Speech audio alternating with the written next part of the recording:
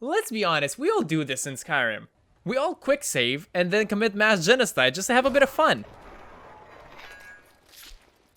But what if we had a build made specifically for killing everyone without having to reload an earlier save? And this is why I introduced to you the Executioner, the build that I specifically created for that. So if you're new, I will introduce you to my character build videos. So in these videos, I present to you the vague backstory of the character, the recommended mods, the gameplay style, and all of this using Skyrim's Special Edition. And as a reminder, the ton of visual mods that are installed during the shooting of this video are in the description down below. So let's dive right into our backstory. So our character's name is Tellum, which means weapon in Latin. You could also go for other names such as Mortem or Necros, which sound pretty damn cool. He is an Imperial from Cyrodiil, and his job was to kill people. He was an executioner. His first kill was the hardest, but then it became an addiction. He killed all of the other executioners in the province stealthily so he can have the job all to himself. Our character got his armor from the Cloud Ruler Temple that was protected by a brave warrior, and now the armor is the only thing left of him. He would get to kill 4 to 6 people in a day, but the more he did it, the more he wanted to do so. So he quit his job in order to have more freedom to slice the head of whoever he wanted. He went north and came to the province of Skyrim to join the vampires of Castle Volkihar. He doesn't necessarily plan to stay. All he wanted was their blood, both flowing in his veins and splattered on the cold floors of the castle. Whether he joins the Dark Brotherhood is up to you, but what I imagine him doing is this. I'll do anything you want. Well, well.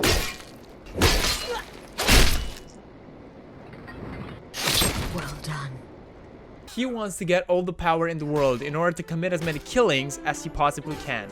The way that he goes about doing this, after doing all the things that I mentioned earlier, is up to you. And right now, let's get into the mods for this build. So we're going to start with Alternate Start. You can spawn wherever you want to start gathering your equipment. You will need the Blades armor that can be found in Cloud Ruler Temple. Just imagine that you got it from Sky Heaven Temple, please. To get inside quicker and easier, you can use console commands. That's what I did. Also, I think you can spawn the armor using console commands, but I didn't Google the IDs for all the items, so you can do it. You will need to get cool, badass weapons, and we'll get into that in a second, but for now, you just need to level up your smithing. So get those iron daggers again and again. And yes, I'm aware that this joke has been dead for the past weeks, but just bear with me, please. Another thing you might want to get from the vanilla game is a Dark Brotherhood cowl, or any type of hood, or something that looks cool and intimidating. You can even go without one, but I think the character looks scarier with one. I will personally go with one from a mod, but we will get into that. The next mod I'm going to have here is No Essential NPCs. You will need this in order to kill as many people as possible. I'm not sure if it allows you to kill everybody, but it should open a lot more doors for your twisted murderer needs. Next one will be Tribunal Robes and Masks. All you need from this mod are the masks, and you will have to choose whichever one you think looks best for your character. Just make sure that your face is hidden so no one recognizes you, because that would be a problem. And you don't want them to be too afraid of your ugly face before they die. What I always say is, don't let them see death before death sees them.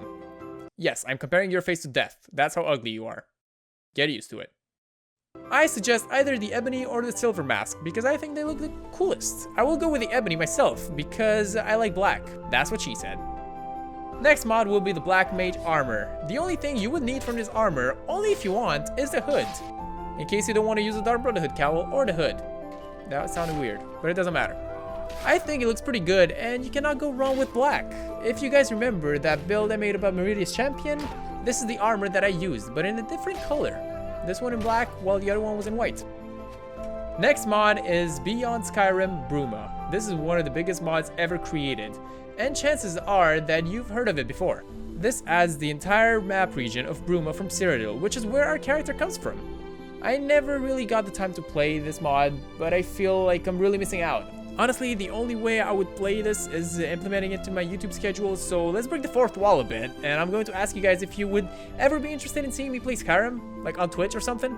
Tell me in the comments down below. I haven't had a full playthrough of this game in years, and I think it would be pretty fun, and also a great way to interact with you guys. Anyway, let's go back to the video. The last mod I have in store is Immersive Weapons. Now, I'm not 100% sure if all the weapons that I would be suggesting now come from this mod, because I have so many of them installed. I am about 83.4% sure that I'm right, however. I have completed the whole research process in order to get those numbers. Don't look it up, please. I don't want to be proven wrong. The weapons in vanilla are way too standard, and this mod is a must when it comes to most playthroughs. About 94.67% of playthroughs should have this mod installed because it adds so many weapon types that are supposed to be added by Bethesda, but this dude did their work. Amazing work. And the weapons that I have used are the Ebony Battle Axe, the Viking Double Axe, and both of those combined, the Ebony Double Axe, which is my favorite out of all three. Before we go any further, this video is sponsored by Streamlabs OBS. Make sure to check it out if you were planning on streaming or recording gaming videos. The link will be in the description down below if you want to find out more. And to go into the gameplay style, which is mostly up to you, this is gonna be a short one. You will decide who to kill. And if you want to join in guilds, but the way I saw it is that Telem doesn't follow orders. He has done so for way too long when he lived in Cyrodiil, and all he wants now is to satisfy his hunger to kill. I have to kill the Dark Brotherhood and the Vampires of Volkihar so that they leave all the killings to me. I have taken what was important from them, like the Vampire Blood and the armor and weapons of the Dark Brotherhood, and this makes Telem more powerful than he ever was before. He will eradicate entire cities and make sure that no one stands in his way when it comes to murdering. If you guys enjoyed this build, I would suggest that you go watch my other build videos as well. The playlist is in the description. Hit like if you enjoyed and subscribe if you're new. Thanks a lot for watching, and as always, any suggestion is appreciated. For this video, I will thank my boy Ryan. On that note, I hope you guys have a great day, and I will see you in the next one. Take care.